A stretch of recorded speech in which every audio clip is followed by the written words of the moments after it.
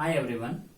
In today's class we will be discussing about the next topic in case of the human physiology, that is breathing and exchange of gases.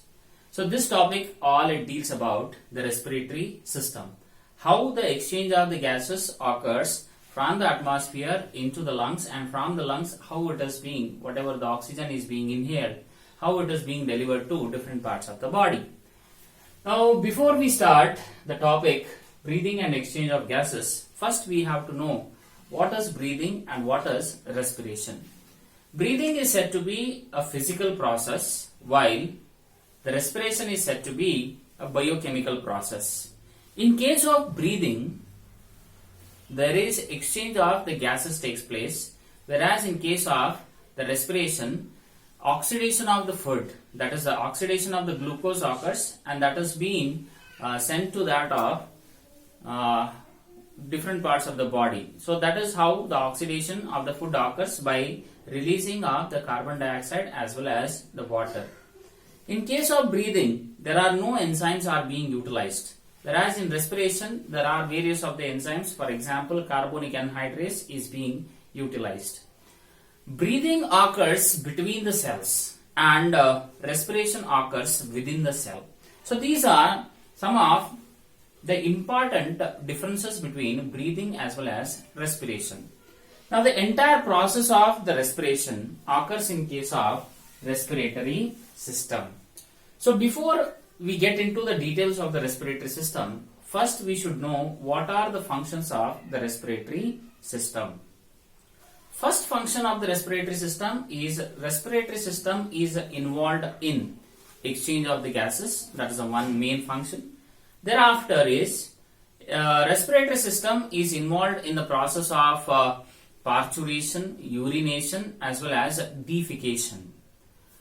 Next is, in case of the respiratory system, it is involved in maintaining the pH of the blood. So that is one more important function that we'll discuss in the transport of the gases. Thereafter is respiratory system is involved in sound production. So these are the main four functions which are present of the respiratory system.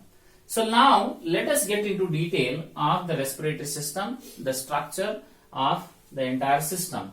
So the entire respiratory system is divided into two zones. The first zone is called as conducting zone. The other one is called as respiratory zone. Conducting zone is being associated with the passage or flow of the air, whereas respiratory zone is being allowed where the exchange of the gases takes place. In case of the conducting zone, there are presence of various of the parts. So let us discuss in detail the various parts. So before we discuss, so conducting zone starts with that of the external nostrils and ends up to the terminal bronchioles, whereas respiratory zone starts from the respiratory bronchioles and end with that of the structural and functional units of the lungs. Those are called as alveoli. So in case of the conducting zone, the first one is called as nostril. Nostrils are in pairs, which means we have two nostrils. So this presence of two nostrils in humans is called as amphi-rhinous condition.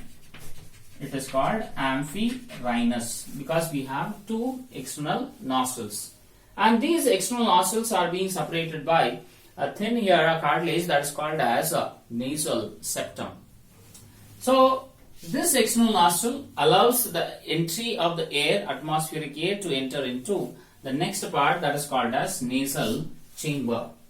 Nasal chamber is ciliated, glandular as well as vascularized.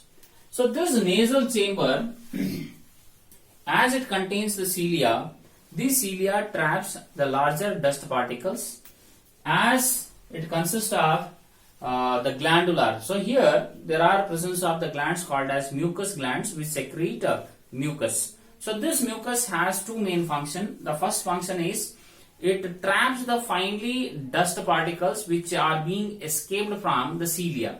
Second function is it moistens the air. Now third one is nasal chamber is highly vascularized, means blood flow is continuously higher in case of this nasal chamber, and this increased blood flow, what it does is it humidifies the air. So nasal chamber, okay, nasal chamber first is it helps in filtration of the air, it moistens the air, thereafter it humidifies the air. Apart from that, nasal chamber also consists of chemoreceptors, and these are basically associated with the sense of smell. And this nasal chamber consists of the olfactory neurons, which are generally bipolar. So these are able to detect the various types of chemicals which enters into the nasal chamber. Along with that, nasal chamber consists of shelf-like structures which are being present. So they are called as nasal concave. So these nasal concave which are being present here on the either sides, so they act as resonators, means they alter the sound whatever is being produced. So that is nasal chamber. Nasal chamber is also being connected to our eyes through that of tube, a duct called as nasolacrimal duct, which means whenever a person cries emotionally, the excess of the tears which are being secreted by the lacrimal glands, so those excess of the tears enters into that of the nasolacrimal duct, and thereafter the mucus which is being produced in that of the nasal chamber, that gets diluted, and thereafter the mucus starts coming out along with mixing of the tears. So that is nasolacrimal duct which is being connected to the nasal chamber. Nasal chamber opens into the next part, that is pharynx, through pores again, or nares, we call them as internal nares.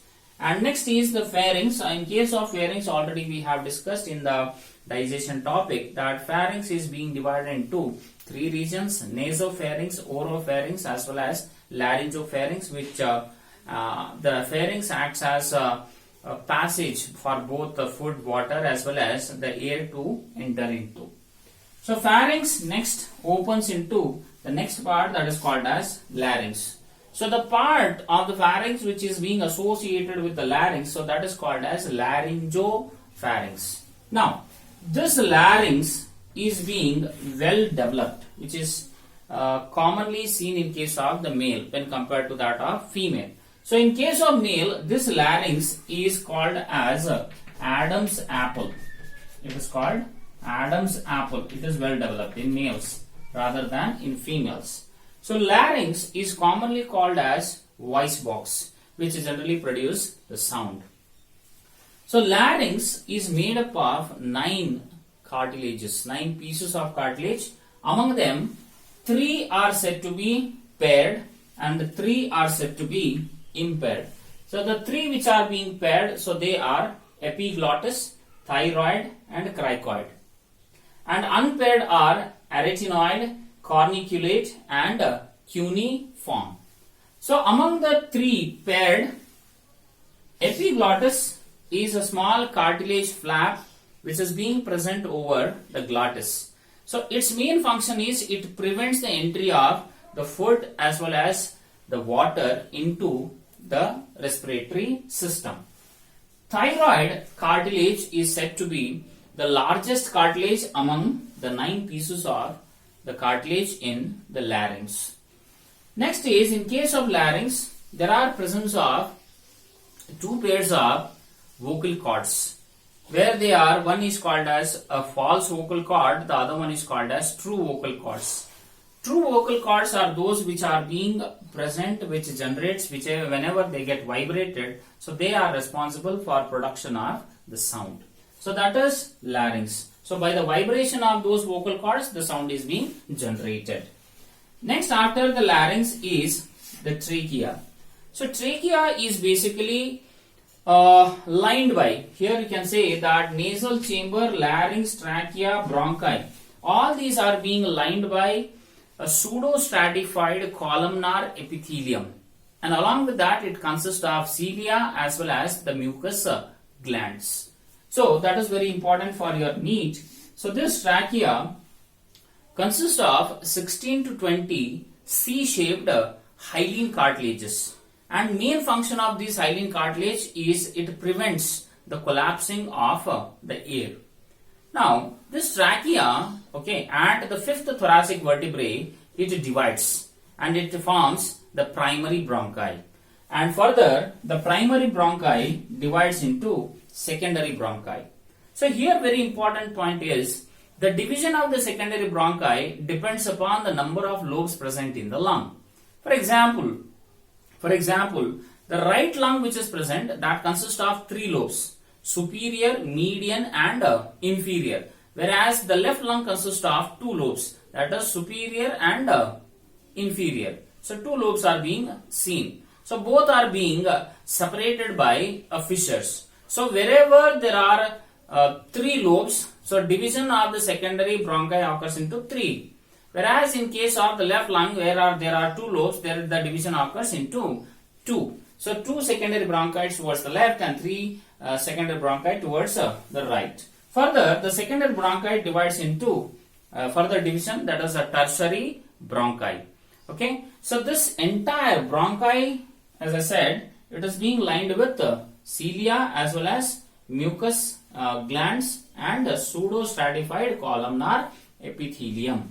Finally, the tertiary bronchi divides into furthermore fine tubules. So those gives rise to the bronchioles, and bronchioles further divide and forms terminal bronchioles. So this is all about the conducting zone, that the atmospheric air enters into the lungs through that of the nostril, followed by nasal chamber, pharynx, larynx, trachea, bronchi and bronchioles. Next is, apart from the conducting zone, the innermost part, so that is of the respiratory system, is the respiratory zone. So these terminal bronchioles gives rise to the respiratory bronchioles. Respiratory bronchioles have the respiratory ducts, and these respiratory ducts which arise, so they are said to be the atrium, and each atrium consists of 3 to 4 alveolar sacs, and each alveolar sacs may contain more than 15 or 20 number of alveoli. So that is, each alveolar sac gives rise to the structural and functional units of the lung, which are called as alveoli. Alveoli are millions together in case of the lungs. As the number of alveoli are more, diffusion of the gases occurs faster. Okay, and these alveoli generally consist of one of the main cell, which are said to be the great alveolar cell or pneumatocytes or type 2 cells. So why these cells are important? Because these cells secrete a phospholipid, which is said to be lecithin or dipalmitoyl lecithin. So this dipalmitoyl lecithin lines the inner lining of the alveoli and keeps always the alveoli in inflated condition. So that is the secretion done by the greater alveolar cells. So this is about the alveoli, and alveoli are highly vascularized, right? So this is the part which is being seen in the lungs. The lungs which are there, 2 in number, in between the 2 lungs there is a small space which is being present, so that is said to be a mediastinum or mediastinal cavity where the heart is being located. And very important point for your Neet is, the right lung has a broader base and a narrow apex, whereas left lung has a narrow base as well as narrow apex. So these are some of the important points for various of the competitive exam. So this is all about the respiratory system, the structure of respiratory system, where it consists of the conducting zone on one part and respiratory zone on another part. So the next part after the respiratory system, what we have to discuss is about mechanism of respiration. So before we enter into the mechanism of respiration, what are the steps involved in the process of respiration? First is the exchange of the gases between the atmosphere and lung. So that is the first step. So thereafter the air enters into the lung. So thereafter the diffusion across the alveolar membranes. So that is the second step. Third step is the transportation of this blood to various tissue. That is third step. Fourth step is diffusion of the gases between the blood and the tissue. Fourth step. Fifth step is whatever the oxygen is being received by the tissue, by the cell, so that is being utilized. So that is fifth step. So all these 5 steps together form the mechanism of respiration. Now, to explain the mechanism of respiration, okay, what all are important? The first part is the muscles which are present, so they are important. Along with that, the pressures. So, in case of muscles, there are 2 types of muscles. First one is called as the diaphragmic muscles and the other one is called as intercostal muscle. So, diaphragmic muscles, as you know, they are the skeletal muscles which divides the upper thoracic cavity and lower abdominal cavity. And other one is intercostal muscles. So, these are also the skeletal muscles which are being present in between the ribs.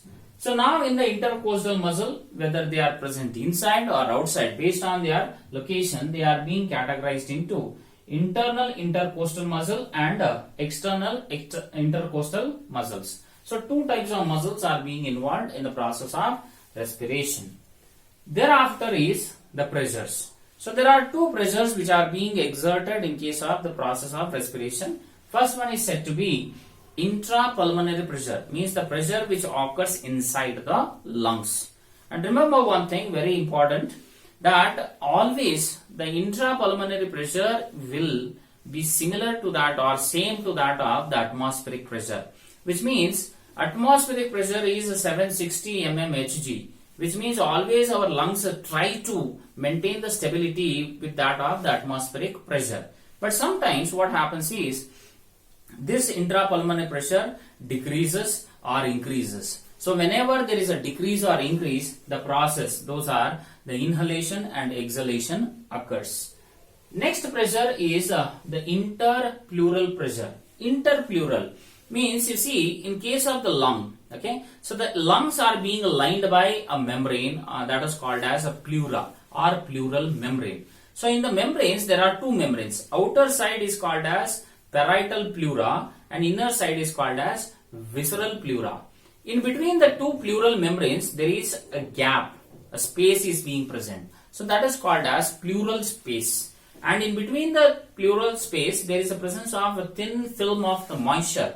So that what happens is, during the process of respiration, a pressure is being generated, a friction will be generated. So that is being what we say to as interpleural pressure, means the pressure which is being exerted between the 2 membranes. So this is about what are involved in the process of respiration. Now, in case of the respiration, there are 2 main steps. The first one is said to be inhalation or inspiration. The second one is said to be exhalation or expiration. So what happens in inspiration? See, in the process of inspiration, first thing is the muscles which are present, diaphragmic muscles as well as the intercostal muscles, internal intercostal muscles. So these muscles starts contracting. When these starts contracting, okay, there is increase in the intrapulmonary pressure. Okay, there is decrease in the intrapulmonary pressure, means the thoracic cavity increases in its size. So when the thoracic cavity increases in its size, the intrapulmonary pressure, the pressure in the lung decreases. The pressure between the pleural membranes also decreases, and the diaphragm which is being involved in the contraction, so that becomes a flat, it becomes a straight line. And during this process, maximum amount of the energy is being utilized. Henceforth, this inspiration is said to be an acute process. So as I said, intrapulmonary pressure decreases, which means from the atmospheric pressure, that is 760 mmHg, here the intrapulmonary pressure decreases by lesser than 2, that is around 758 mmHg. As there is a decrease in the intrapulmonary pressure, the air starts rushing into the lungs, that is to stabilize, to make it similar to that of atmospheric pressure. So here the thoracic cavity what we can say is it expands anterior-posterior axis. Thereby, the thoracic cavity increases, intrapulmonary pressure decreases, air rushes into the lungs. So that is the process called as inspiration or inhalation. Now, in the second one is expiration.